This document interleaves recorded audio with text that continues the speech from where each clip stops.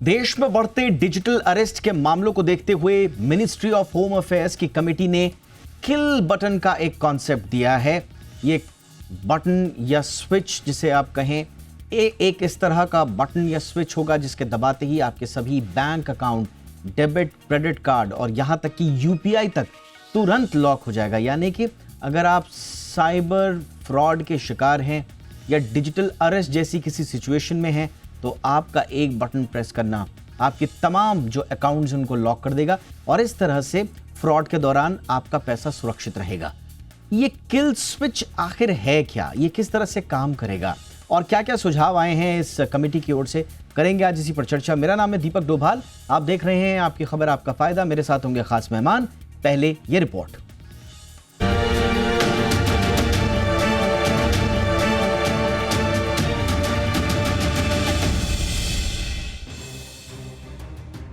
Digital arrest के मामले देश भर में तेजी से बढ़ रहे हैं। इसमें ठग पुलिस या किसी जांच एजेंसी का अधिकारी बनकर वीडियो कॉल करते हैं। वे पीड़ित का डेटा दिखाते हैं, डराते हैं, कहते हैं कि उन पर गंभीर आरोप हैं। इसके बाद घंटों फोन पर दबाव बनाते हुए बड़ी रकम ट्रांसफर करवाते हैं। मामला इतना गंभीर है कि सुप्रीम कोर्ट ने भी खुद संज्ञान लिया और सरकार से कदम उठाने को कहा।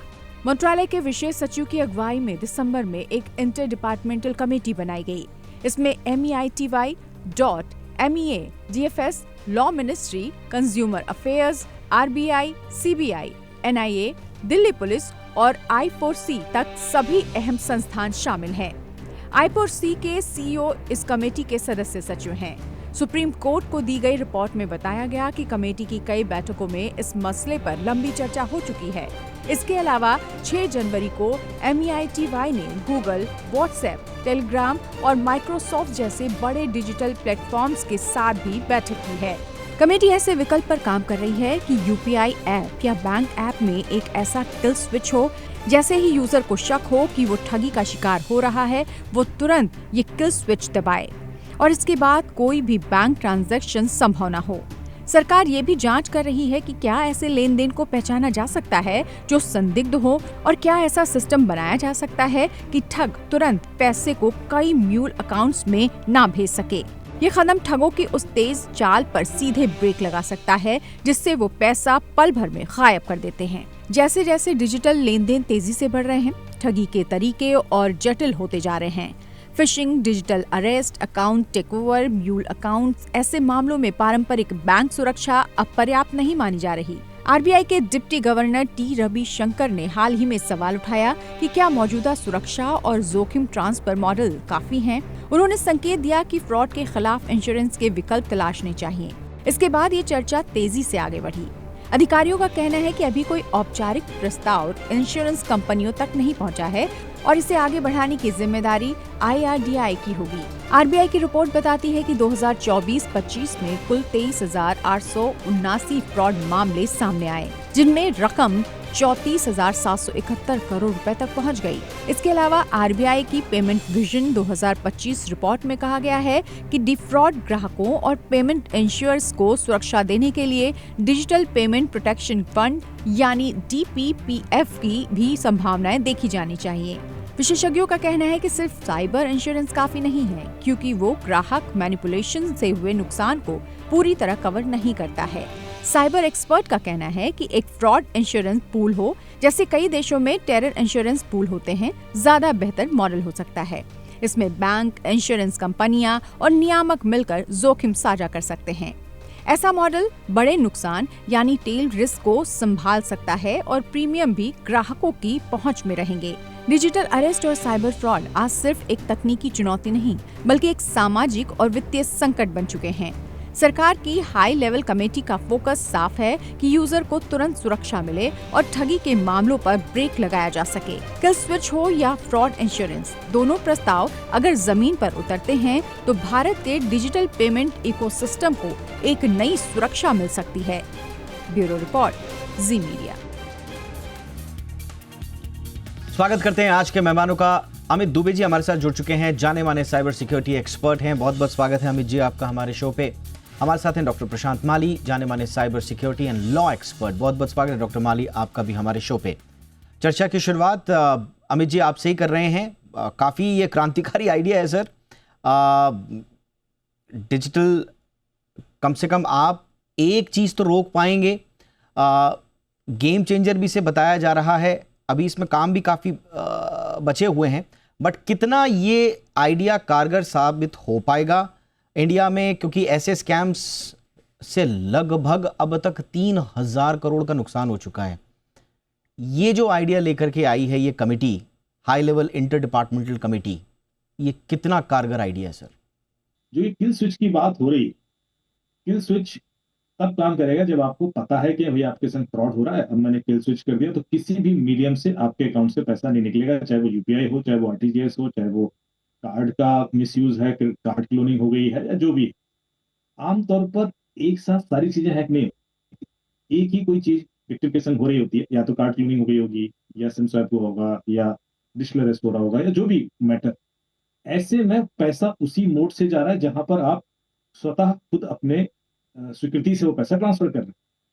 आप स्विच के बारे में सोचते ही नहीं, आएगा नहीं आपके दिमाग में। तो स्विच तो तब काम करेगा ना जब आप सोचेंगे। पैसा अपने आप उड़ के अकाउंट से बाहर नहीं जा रहा है कि आपने रोक लेंगे दौड़ के बीच में कोई बटन दबा देंगे, ऐसा तो होता नहीं। तो मेरे ख्याल से ये सिर्फ उस केस में हेल्प कर पाएगा जहां पर आपके संग फ्रॉड हुआ, आपने 1930 पर कॉल किया था या बैंक को इन्फॉर्म किया था, पर उसके बावजूद और पैसा निकल गया।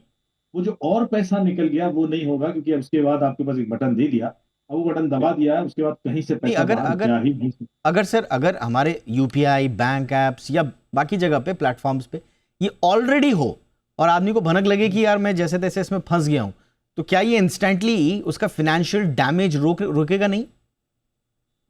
उसकी वही मैं कह रहा हूँ, यदि भनक लग गई तो उसका डैमेज वैसे ही रुक जाता है, क्योंकि ऐसे सिचुएशन 3-4% ही होती है जहां पर कि एक बार जब भनक लग गई उसके बाद अपने आप पैसा निकलता रहा।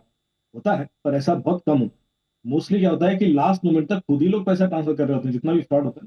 तो इस वजह से वो भनक ही इतना लेट लगती है कि वो किल स्विच का रोल प्ले नहीं हो पाता, मैं ये कहना चाह रहा हूँ। ओके। लेकिन डेफिनेटली इसकी वजह से, यदि मान लीजिए अचानक से आपको पता ही नहीं कि करना क्या है, किसको इन्फॉर्म कर, तो आपके पास एक बटन तो है। मान लिया आपके क्रेडिट कार्ड का मिसयूज हुआ और कहीं पैसे निकल गए, अब आपने एक बटन दबा दिया, ये इंफॉर्मेशन हर एक जो भी पेमेंट। अच्छा, ये आपने बड़ा इंटरेस्टिंग बताया। आपको मालूम है आपके पास ये किल स्विच या किल बटन है, तो सामने वाला फ्रॉडस्टर भी तो अखबार पढ़ता है रोज। उसका जीके तो हमसे ज्यादा है, ये प्रूफ हो चुका है। 3,000 करोड़ का चूना है। अभी आप दीपक जी, अभी आपको कॉल आएंगे कि आपका किल स्विच जो है वो इनेबल करा देते हैं, ये लिंक क्लिक कीजिए। हाँ, हम जो है I4C से बोल रहे हैं, मिनिस्ट्री से बोल रहे हैं, आपके मोबाइल में किल स्विच बटन ऑन करना है, जिससे आपका फ्रॉड रुक जाएगा। बटन दिखेगा आपको। आप तुरंत, हमने आपको ओटीपी भेज दिया, आप ओटीपी हमें दीजिए, आपका किल स्विच बटन बिल्कुल ऑन हो जाएगा और बंदा दे भी देगा। ये स्थिति है। एब्सोल्युटली। डॉक्टर माली, इस रिपोर्ट में, अच्छा, in the meanwhile Deepika ji भी हमारे साथ जुड़ चुकी हैं। दीपिका सिंह सीईओ हैं डीप साइट्स की। बहुत बहुत स्वागत है दीपिका जी आपका भी। हो क्या रहा है डॉक्टर माली कि आरबीआई ने कम से कम अपनी रिपोर्ट में माना है कि जितने भी traditional internal controls and audits हैं वो अब सफिशिएंट नहीं है, जो हम इतने सालों से कह रहे हैं अपनी चर्चाओं में आप लोगों के साथ साथ कि भाई आप कुछ कीजिए। तो उस बीच में इस तरह का एक आइडिया आया है। पहले तो आपको ये आइडिया कैसा लगा, यही बताइए सर। पहले तो मैं किल स्विच से ज्यादा तो डिजिटल इंश्योरेंस जो है, हाँ, जिसपे हम ही हमारे प्रोग्राम्स में कई बार बात कर चुके हैं कि अब डिजिटल इंडिया तो लाए लेकिन डिजिटल इंश्योरेंस नहीं लाए। और उसकी अगर अभी नेशनल लेवल पे बात हो रही है इतने साल बाद, जो कि हम 6-7 साल से बात किए जा रहे हैं इसके ऊपर, तो ये सबसे बेस्ट होगा। और ये कैसे इम्प्लीमेंट कर सकते हैं, तो थर्ड पार्टी मोटर इंश्योरेंस जो है वो कैसे इम्प्लीमेंट हो जाता है हमारे देश में। एक पूल बनाया गया है, पूल में सारे इंश्योरेंस कंपनी का पैसा लिया जाता है, थर्ड पार्टी पूल होता है, और उस पूल से पैसा निकाल के ये थर्ड पार्टी जब एक्सीडेंट हो जाता है, आप किसी को गाड़ी से उड़ा देते हैं तो उसको पैसा दिया जाता है। उसके लिए कोर्ट्स बने हुए हैं, उसके लिए पूरी प्रैक्टिस चलती है और उन्हें पैसा मिलता है, और काफी मोटा पैसा मिलता है। तो उसी तर्ज पे हम इस डिजिटल इंश्योरेंस को, क्योंकि ये भी तो एक्सीडेंट ही है ना, ये वो बिकॉज उसे पता नहीं है दुनियादारी है, वो उसे समझ में नहीं आ रहा है, अनअवेयर है, या साइकोलॉजिकली उसे मोटिवेट किया गया है, मतलब अलग तरीके से, तो क्यों ना उसे इंश्योरेंस दीजिए, क्यों ना सरकार उसे एक्सीडेंट मान के डिजिटल एक्सीडेंट मान के डिजिटल इंश्योरेंस का प्रोविजन दिया जाए उसे, और इसका जो प्रीमियम होगा, वो जो ये बैंक्स है या इंश्योरेंस कंपनीज है या सरकार भी तो इसके लिए कर सकती है। कोई बहुत बड़ा अमाउंट अगर आप टोटल फिगर निकालते हैं तो सरकार के इसमें आ जाता है कि हम उसे इंश्योरेंस दे सकते हैं। उससे होगा क्या कि डिजिटल इंडिया में इनका विश्वास बढ़ेगा। दूसरा कि ये डिजिटल इसमें कोई ग्रीवेंस रिड्रेसल है ऐसा भी लगेगा। और तीसरा सबसे इंपॉर्टेंट है कि जब डिजिटल इंश्योरेंस के तहत पैसा जा रहा है तो कंट्रोल और पॉलिसीज और ये ज्यादा बढ़ेगी और इसे सीरियसली लिया जाएगा। कॉमन मैन का पैसा नहीं सिर्फ जा रहा है, लेकिन कंपनियों का पैसा जा रहा है, तो ज्यादा सुरक्षा, ज्यादा साइबर सुरक्षा में पैसे लगाएंगे, ज्यादा फोरेंसिक्स में पैसा लगाएंगे। वेल सर, एब्सोल्युटली, इस पे हम चर्चा करते भी आए हैं। और इनफैक्ट आरबीआई की जो पेमेंट विजन 2025 रिपोर्ट है, उसमें digital payment protection fund DPPF इसका सुझाव भी दिया गया है बाकायदा, और प्रपोजल ये भी दिया गया है कि बैंक्स और इंश्योरर्स मिलकर एक फ्रॉड इंश्योरेंस पूल बनाएं और फिर इस तरह की, तो ये बड़ा अच्छा हो जाएगा। बट अब इसमें थोड़ा सा आएंगे। दीपिका जी, आपका टेक इस पे, एक ऐसे टूल पर जो मेरा ख्याल है कि first direct user control tool होगा आपके फोन पे या आपके बैंकिंग ऐप पर, जिसमें आपको जैसे ही भनक लगी या जैसे ही आपने रियलाइज किया कि ओ मैं तो फ्रॉड का शिकार हो रहा हूं या हो रही हूं, तो आप कम से कम वो बटन दबा देंगे जिससे आपके सारे अकाउंट खुद ब खुद फ्रीज हो जाएंगे। तो क्या आपको लगता है कि ये फाइनेंशियल डैमेज रोकने का एक गेट बन सकता है या इसमें कुछ चैलेंजेस आपको लग रहे हैं? दीपक जी, ऐसे कॉन्वर्जेशंस पहले भी हुए हैं जब स्टेट नोडल एजेंसीज ने I4C के साथ एक मास्टर ऐप के डिस्कशंस किए थे। उस मास्टर ऐप में यही था कि बैकलिंकिंग होगी of all the fraudsters, registry से नाम मिलाए जाएंगे, बट अभी तक उसमें थोड़े कॉम्प्लेक्सिटीज बढ़ते जा रहे बिकॉज एक कॉमन की नहीं मिल पा रही है। यही इसी में भी एक कॉमन कड़ी मिलना थोड़ा यहाँ मुश्किल दिख रहा है, बट नामुमकिन नहीं। दूसरा, हमने ये देखा है कि जब भी एक फ्रॉड की संभावना दिखती है, पहले पर्सन अपने बैंक का हेल्पलाइन, IVR, रिलेशनशिप मैनेजर, जो भी उनसे कनेक्ट किए हुए हैं, उनको ट्राई करते हैं रीच आउट होने का। एंड यूजुअली अगर हम देखें तो फ्रॉड्स की संभावना after office hours, during holidays बहुत ज्यादा बढ़ जाती है। तभी ये IVRs और इनमें रीच आउट करना बहुत थोड़ा मुश्किल हो जाता है। तो यूजर कंट्रोल एक जो मैकेनिज्म है उसका मैं पूरा यहाँ समर्थन करती हूँ, पर इसमें एक जो हम टेक्निक देख रहे हैं वो है फॉल्स पॉजिटिव्स की, क्योंकि जैसे आपने बताया कि फ्रॉडस्टर्स भी इसका एक लूप होल निकाल ही लेंगे। तो उस फॉल्स पॉजिटिव्स को हम कैसे कम करें, ऑल्सो मेकिंग श्योर कि यूजर्स के जो अकाउंट फ्रीजेस है वो ज्यादा यूजर्स को तंग ना करे, क्योंकि अकाउंट फ्रीज होने के बाद उन्हें या बैंक जाना पड़े या इन पर्सन विजिट करना पड़े कि उन्होंने ही अकाउंट फ्रीज किया था। तो अगर एक अकाउंट ट्रांजैक्शन में इम्पर्सनेशन हो सकता है तो अकाउंट फ्रीजिंग में इम्पर्सनेशन क्यों नहीं हो सकता है। हमने एक केस देखा था जहां पे एक पर्सन के 6 करोड़ की FD को 20 अलग अलग भाग में विभाजित कर दिया गया था, जस्ट बिकॉज वो फ्रॉड नहीं कर पाए तो उन्होंने तंग करने के लिए उस इंसान को ऐसे किया। और दूसरा, जहां तक कि इंश्योरेंस का सवाल है, ये कोई नया टॉपिक नहीं है। साइबर इंश्योरेंस अभी भी बिक रहा है। HDFC, ICICI ऐसे कुछ नामक कंपनीज है जो अपने साइबर इंश्योरेंस पॉलिसीज उनके पोर्टल्स पे है, बस उनकी उतनी पब्लिसिटी नहीं हुई, वो उतने प्रख्यात से नहीं आए हैं, क्योंकि साइबर इंश्योरेंस में सबसे पहला प्रश्न आता है लायबिलिटी का। जब भी जो उपभोक्ता है वो बैंक जाते हैं, कंप्लेन लिखवाते हैं, वहां पे फर्स्ट क्वेश्चन पूछा जाता है कि ये फ्रॉड कैसे हुआ। उसमें नंबर 1, अगर OTP कस्टमर के द्वारा दिया गया है अंडर एनी प्रिटेक्स्ट, उसमें कस्टमर की ही गलती मानी जाती है। और प्रशांत जी यहाँ पे ज्यादा मुझसे जानते हैं, बट उसमें कस्टमर की गलती मान के फिर वो जो इंश्योरेंस का प्रोसेस है वहीं रुक जाता है। यहाँ पे एक क्लियर डेफिनेशन के भले ही cognitive bias of the user को अफेक्ट किया गया, यूजर की सोचने, समझने, तर्क करने की संभावना पे अफेक्ट किया गया, इसके लिए यूजर ने वो OTP दिया, जो कि हमने डिजिटल अरेस्ट और फ्रॉड मे बी आपने, आप चलिए अगर हम ये मान लें कि बहुत सारे बैंक्स ऑलरेडी दे रहे हैं, बट अगर ये एक फ्रेमवर्क गवर्नमेंट की तरफ से आता है तो आपको नहीं लगता है कि इसमें एडाई रोपिन होगी, एडाई का रोल तय होगा जो इंश्योरेंस रेगुलेटर है, बैंक्स और इंश्योरेंस पूरे अच्छी तरीके से मॉडल डिजाइन कर पाएंगे? तो ये जो अभी भ्रांतियां हैं या जो कॉम्प्लिकेशंस हैं, शायद ये और बेहतर हो पाए अगर ये स्ट्रीमलाइन हो एक फ्रेमवर्क की तरह, दीपिका? डेफिनेटली, और एक रेगुलेटरी फ्रेमवर्क यहाँ आना बहुत जरूरी है, जिसमें रेगुलेटर्स, स्टेक होल्डर्स और उपभोक्ता, इन तीनों को सेम पेज पे आना होगा। क्योंकि जैसे अभी हमने बताया कि साइबर इंश्योरेंस की मालूमात बहुत कम लोगों को है, और उससे भी कम है कि साइबर इंश्योरेंस अप्रूव कब होता है। यह अगर सब सेम पेज पे आए और एक रेगुलेटरी मैकेनिज्म हो ताकि यूजर्स की क्लेम्स डिनाय ना हो। आज जो भी क्रेडिट कार्ड लेता है, सबके पास एक ऑटो साइबर इंश्योरेंस है for digital thefts, any credit card user in India.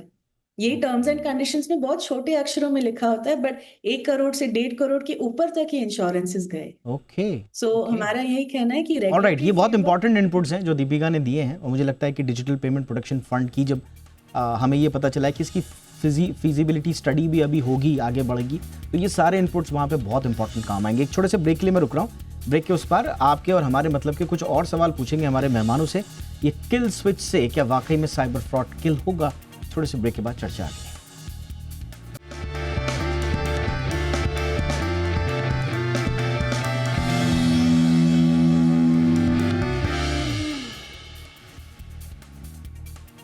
Break के बाद आपका स्वागत है।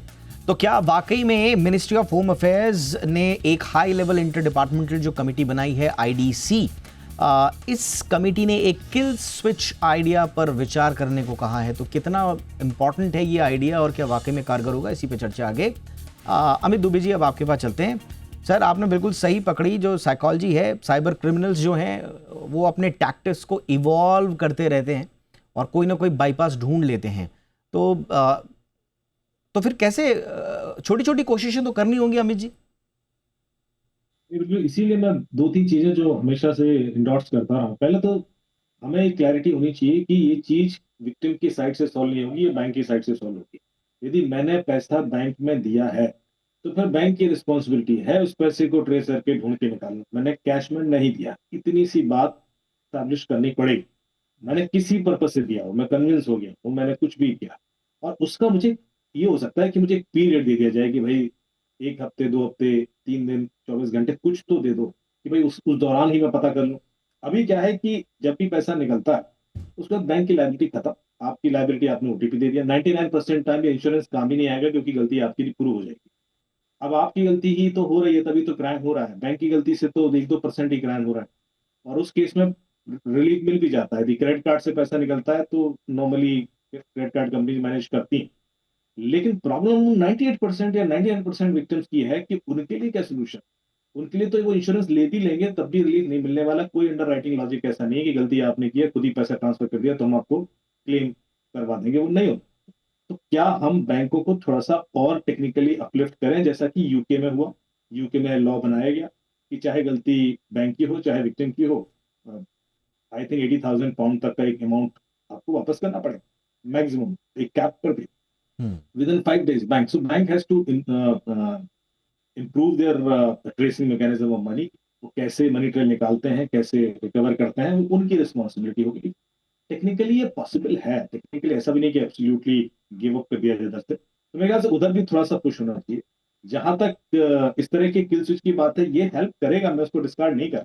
ये हेल्प तब करेगा जब आपको इसको बड़ा लॉस होने से बचाएगा। आपको छोटा सा लॉस हुआ और आपको समझ में आ गया, उसने बटन दबा दिया, तो आगे के लिए कोई ट्रांजेक्शन नहीं होगा और वो आपका बच जाएगा, which is also a great relief जो होना चाहिए था मेरे ख्याल से। एक जो हमारा जो अभी तक का अनुभव कहता है, आप भी थोड़ा सा बताइए, मे बी कि उसको 72 घंटे के अंदर अंदर ये समझ में आ जाए कि उसके साथ फ्रॉड हुआ है। तो वो जो हम बार बार कहते हैं, दीपिका जी भी इस पे बड़ी स्ट्रेस करती हैं कि गोल्डन आवर्स में आप जो है इसको रिपोर्ट कर दीजिए। तो मे बी इंस्टेंटली हमने किल स्विच नहीं अपनाया क्योंकि हम पूरी तरह से उसके जाल में हैं, बट धीरे धीरे जैसे ही समझ में आया तो कम से कम वो वो एक तरह से उस 72 आवर्स के अंदर या जितने भी घंटे उसको लगेंगे रियलाइजेशन में, खासतौर से डिजिटल अरेस्ट के केसेस में मैं बात कर रहा हूँ, तो कम से कम वो एक पूरा टाइम फ्रेम समझ में आ जाएगा और शायद बैंक को भी ज्यादा आसान हो। तो ये थोड़ा इस एंगल से किस तरह से लग रहा है आपको?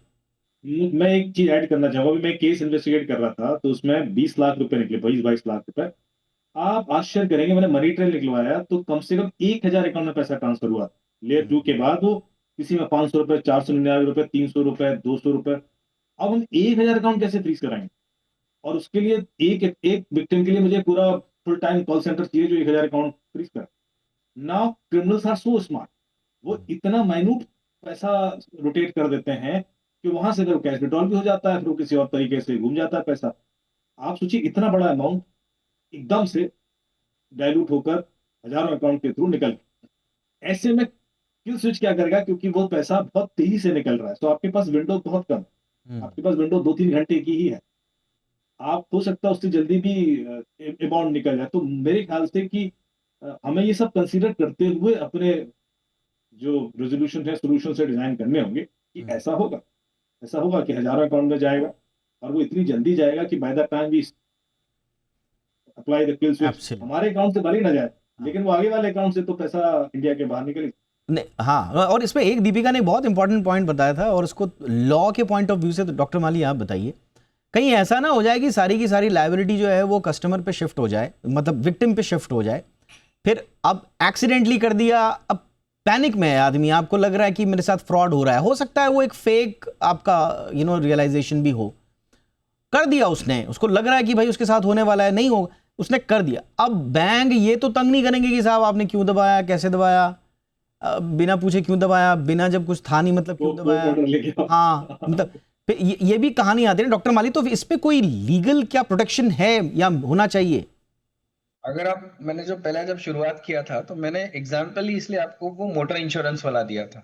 थर्ड पार्टी इंश्योरेंस जो है ना, वो थर्ड पार्टी इंश्योरेंस में ये प्रावधान है कि ये सरकार पैसा देती है। ये पैसा हम जो जो डिजिटल इंश्योरेंस की मैंने बात की थी, वो साइबर इंश्योरेंस की बात नहीं थी। साइबर इंश्योरेंस में आप एक प्रीमियम देते हो, और वो प्रीमियम अक्सर साइबर इंश्योरेंस वालों को कभी मिलता ही नहीं है। ये क्रेडिट कार्ड पे भी अगर आपका इंश्योरेंस जा रहा है तो मिलना तो है नहीं, वो सिर्फ इंश्योरेंस कंपनी कमाती है, और इनका बाकी जो एजेंट्स होते हैं उनकी इसमें ज्यादा कमाई होती है।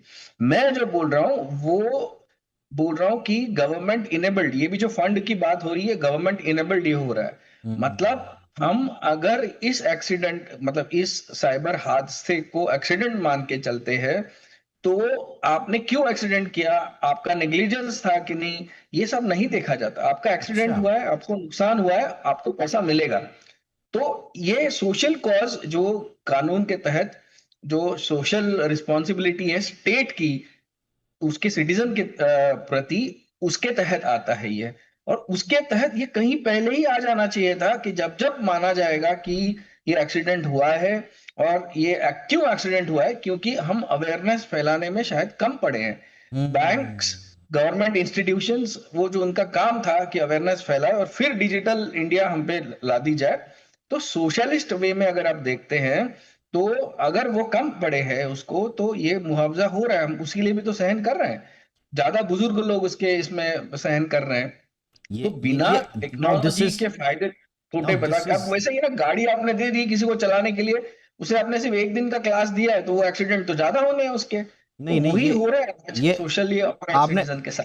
आपने डॉक्टर माली बहुत इंपॉर्टेंट बात बोली, इसमें गवर्नमेंट का एंगल, उसकी लायबिलिटी का एंगल, जो पाप हुआ है हमारी एजेंसी से कोई डिजिटल सुरक्षा कवच नहीं देकर, मतलब हम तो लोकतंत्र में बैठे हैं, हमने सरकार चुनी है, हमने शासन तंत्र चुना है, हमें नहीं मालूम हमारे साथ अगर फ्रॉड हो रहा है तो हम किसको जिम्मेदार बताएं?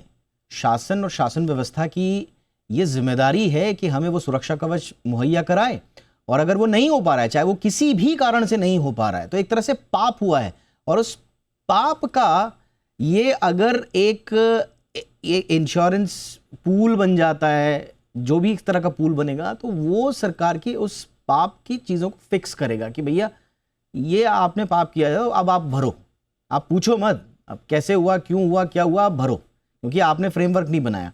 आपको चाहिए कि आपका बहुत ज़्यादा पैसा जा रहा है सरकार का मुआवजा देने में, तो आप अपनी सुरक्षा तंत्र को सुदृढ़ करो, तो एक सरकार पे भी जिम्मेदारी आएगी। तो ये बहुत इंपॉर्टेंट एंगल आपने दिया। जाते जाते संक्षेप में दीपिका, आगे क्या लग रहा है प्रैक्टिकलिटी में, क्या ये आइडिया सच में सफल हो पाएगा? जी दीपक जी, 80,000 साइबर क्राइम्स हमारी टीम ने एनालाइज किए थे, उसमें से 90% ऑफ फ्रॉड प्रोसीड्स बैंकों में डिपॉजिट होते हैं, उसके बाद क्रिप्टो, उसके बाद हवाला या गिफ्ट कार्ड इकोसिस्टम में जाते हैं। जब तक, और ये इंटरपोल और यूरोपोल और एफबीआई में भी इसने एक्शन प्लान किए हैं, जब तक मनी म्यूल्स, जो कि जब fraud proceed counter party bank में जाते हैं और वहां से वो प्रोसीड्स, जैसे दुबे जी भी बता रहे थे, जब तक वो इस संगठन में ना है, वो इस रेगुलेटरी फ्रेमवर्क में ना है, वो एक मिसिंग पीस रहेगा। क्योंकि उपभोक्ता तो अपने यहाँ से ब्लॉक करे, बट उसके बाद काउंटर पार्टी बैंक जो आपके बैंक के साथ एक लेजर मेंटेन करते, अगर उसमें मनी म्यूल्स वाले जो अकाउंट्स है उस पर एक एक्शन प्लान ना लिया जाए, तब तक ये फुल यानी सफल कि नहीं। आपने बहुत इंपॉर्टेंट इसमें एंगल जोड़ा, यानी कि जो मूल समस्या है वो मनी म्यूल है। तो ये म्यूल की मूल समस्या को जब तक आपने नहीं निकाला तब तक जो है वो सफलता मिल नहीं पाएगी। बहरहाल हम कितनी भी तुकबंदी यहाँ पर कर लें, सरकार को चाहिए कि जल्द से जल्द यहाँ पर फ्रेमवर्क लेकर के आए, चाहे जैसा लेकर के आए, जिस भी रूप में लेकर के आए, जहाँ से भी शुरुआत करें। अब इस देश में डिजिटल प्रोटेक्शन एक अपरिहार्य वास्तविक स्थिति बन चुकी है और इसको हकीकत में अमली जामा पहनाना अब सरकार की जिम्मेदारी हो चुकी है। लोगों के सर के से तो पानी ऊपर निकल चुका है, ये अब मानना पड़ेगा। इसलिए गवर्नमेंट जो भी करे जल्द करे, इसी उम्मीद के साथ। Thank you so much Amit Dubey ji, आपने वक्त निकाला। Doctor Mali, thank you so much. Deepika Singh, thank you so much for your time. शुक्रिया, अपना ख्याल रखिए, नमस्कार।